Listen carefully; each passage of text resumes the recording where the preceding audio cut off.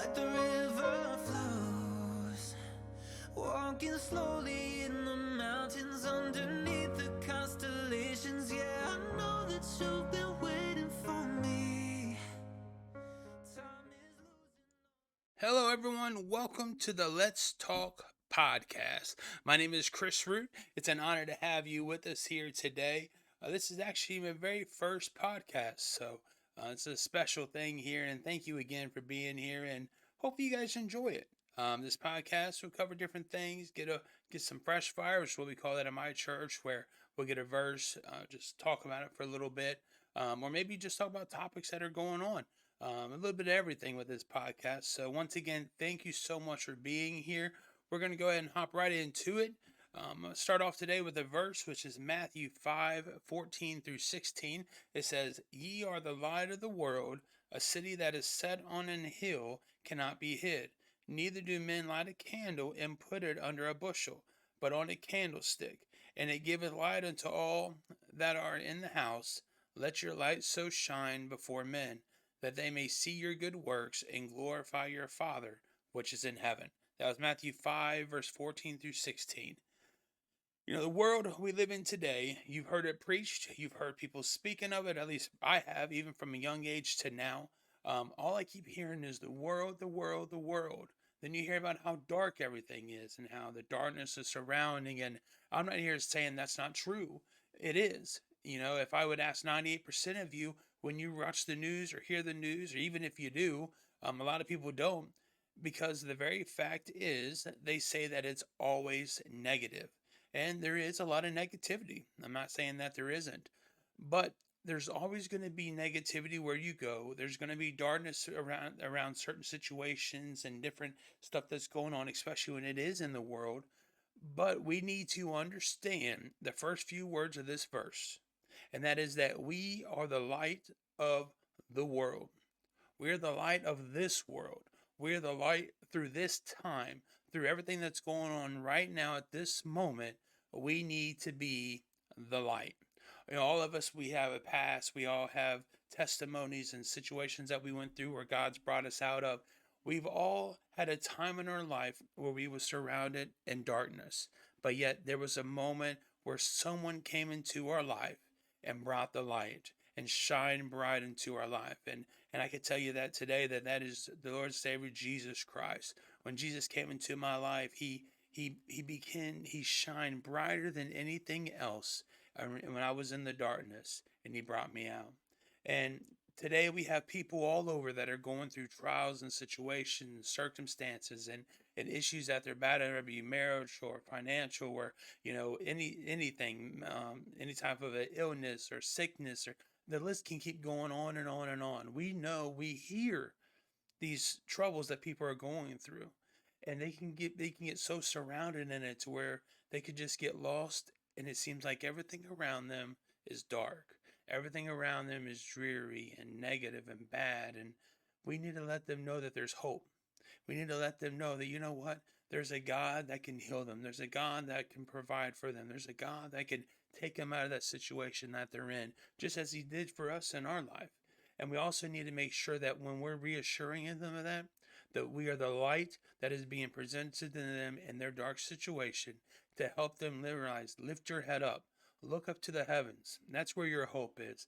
And I was thinking, it's like in the middle of the night. How many of you guys have woke up middle of the night, rather be to use the restroom or maybe get something to drink, and when you walk out, you don't want to turn the lights on, right? You never want to do that, because you turn the lights. It's late, or it's early in the morning. They say 3 or 4 o'clock in the morning, and you don't want to blind yourself because you turn it on and you can't see, and so you try to be stealth with it, right? You try to tiptoe the house.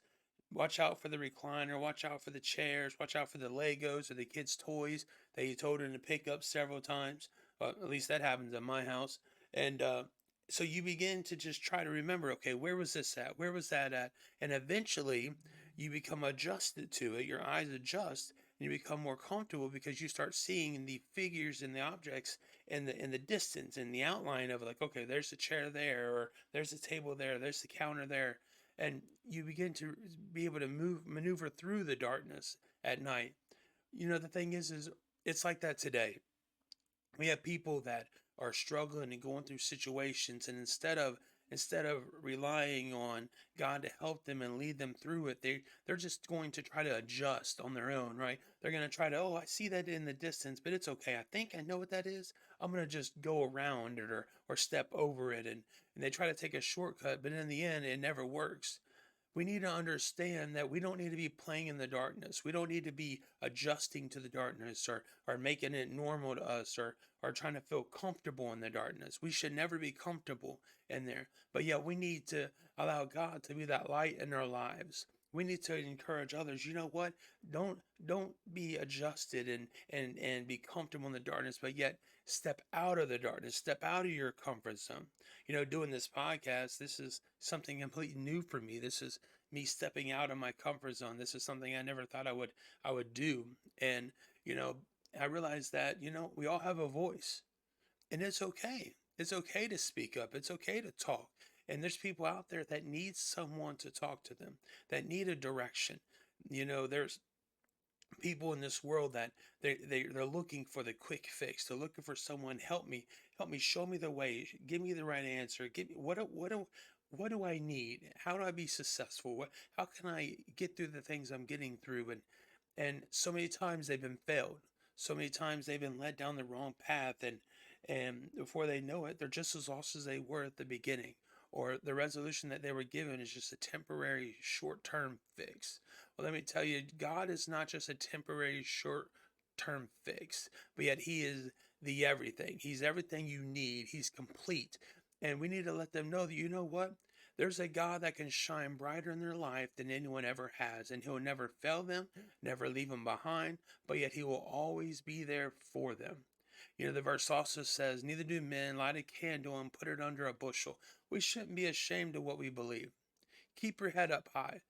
Be confident in what you believe. Be confident in the God that you serve and the God that you love. And let others know, you know what?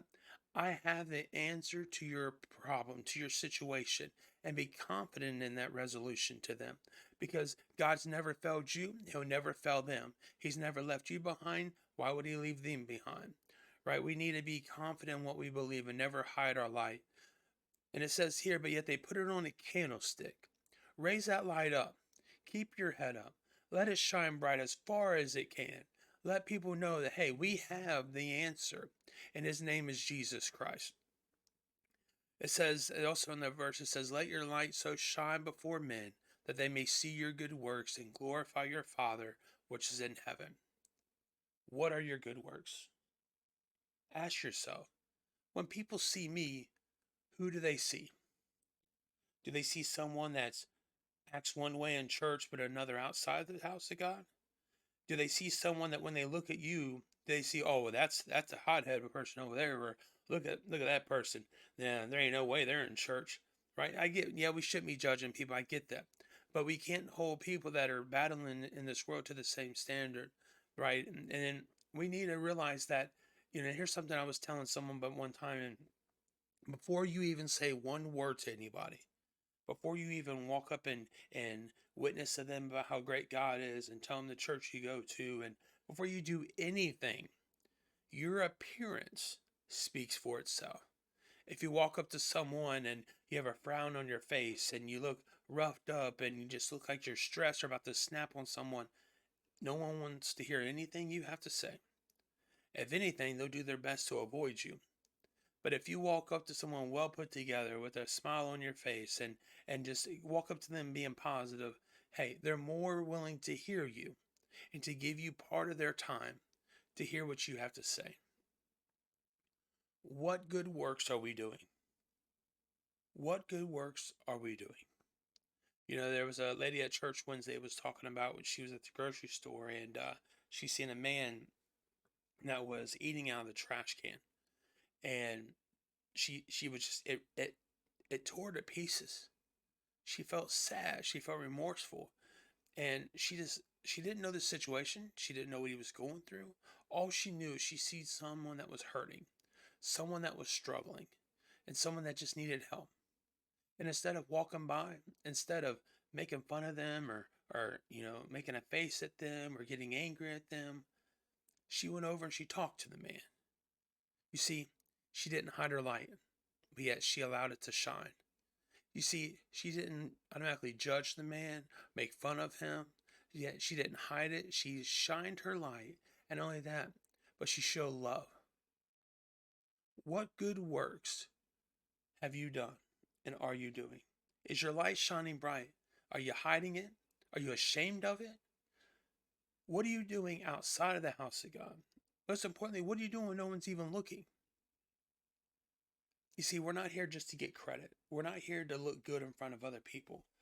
That has nothing to do with getting to heaven. But we need to make sure our light is shining bright. And we need to make sure we're here and we're loving people and we're not ashamed of it. And yet we're holding our light up and that we're doing good works. And in the process of doing good works, as it ends here, it says, and glorify your Father, which is heaven.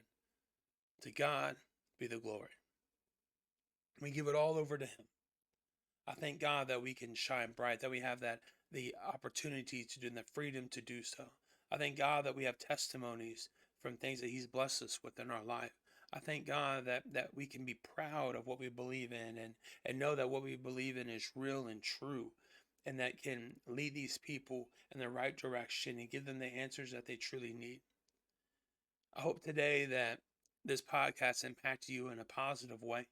Hopefully it spoke to you and brought some things to your attention. Maybe made you look within yourself.